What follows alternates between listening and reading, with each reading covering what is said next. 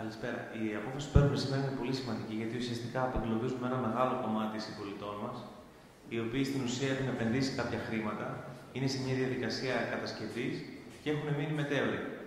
Δεν μπορούν να κάνουν τίποτα πρακτικά σήμερα, ούτε να μεταβιβάσουν τα σπίτια τους, έχουν έντονο φόβο ότι μπορεί να τα χάσουν, αλλά ούτε και να προχωρήσουν τις κατασκευές τους, καθώς ξανά αντιμετωπίζουν τον κίνδυνο αυτά τα σπίτια να μην είναι δικά τους. Θεωρώ ότι έχουμε φτάσει το άνω άκρο της νομιμότητας. Η απόφαση κινείται σε πλαίσιο νομιμότητας και εύχομαι να κριθεί και έτσι στο βαθμό του ελέγχου. Μακάρι να μπορούσαμε να κάνουμε παραπάνω.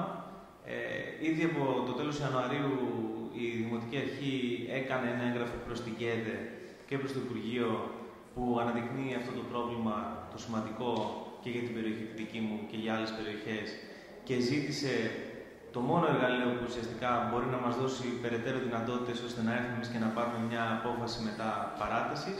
Ζήτησε την νομοθετική ρύθμιση ώστε να μπορέσουμε να δώσουμε παράταση και στην τέταρτη κατηγορία που λέμε, αυτούς δηλαδή που δεν έχουν οικοδομήσει, δεν έχουν βγάλει άδεια και ίσως να μην έχουν πληρώσει. Οπότε θεωρώ πως το επόμενο βήμα είναι να πιέσουμε ακόμη περισσότερο την κεντρική εξουσία ώστε να έρθει γρήγορα, αν είναι να έρθει αυτή η ρύθμιση.